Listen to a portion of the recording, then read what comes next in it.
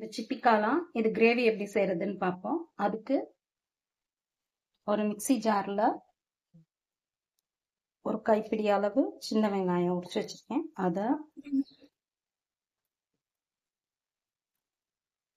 ஒரு அரை டீஸ்பூன் மிளகு,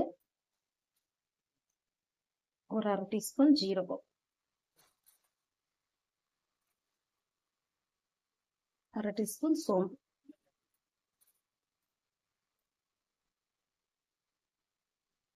கூடவே ஒரு 10 பல்லு பூண்டு, ஒரு சின்ன துண்டு இஞ்சி. இதை போட்டு கரகரப்பா அரைச்சிட்டோம்.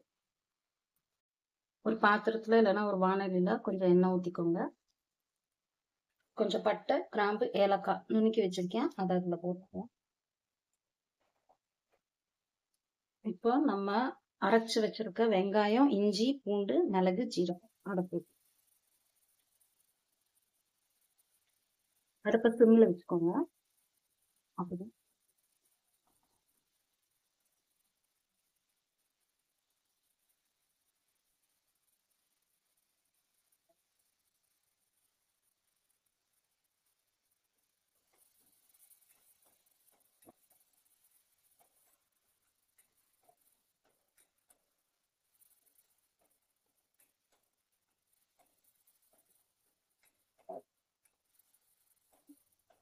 இந்த லேசா திறந்து வந்தோம்னா நம்ம நறுக்கி வச்சிருக்க பெரிய வெங்காயம், ஒரு மீடியம் சைஸ் வெங்காயம் அதையும் போட்டு,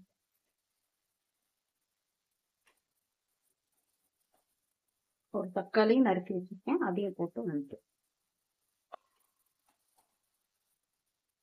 ஒரு ஸ்பூன் குழம்பு மிளகாத்தூள் போட்டுக்கேன். இது இல்லைன்னா தனி மிளகாத்தூளும் மல்லித்தூளும் ஒரு ஸ்பூன், ஒரு சிட்டிக்கு மஞ்சள் தூள். வணங்குறதுக்கு ஒரு அரை டம்ளர் தண்ணி ஊற்றி வணங்கு. இப்போ இதுக்கு தேவையான அளவு ஒரு டீஸ்பூன் அளவு உப்பு போட்டேன். நல்லா கலந்து விட்டு நம்ம எடுத்து வச்சு கழுவி வச்சிருக்க மஷ்ரூம் அதுல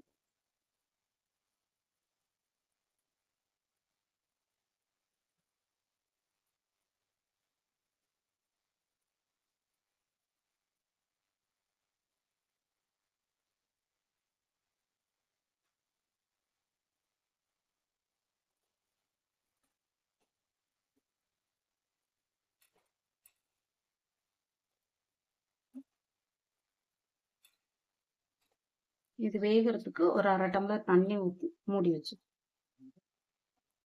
இது நல்லா இப்போ வத்திருச்சு, நல்லா வெந்துருச்சு. இந்த மாதிரி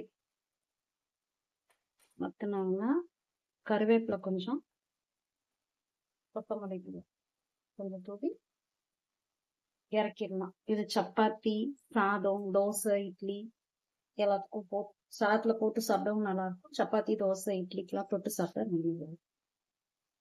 நான்வெஜ் கிரேவி சாப்பிட்ற டேஸ்ட்ல இருக்கும். சிக்கன் கிரேவி மாதிரி இருக்கும்.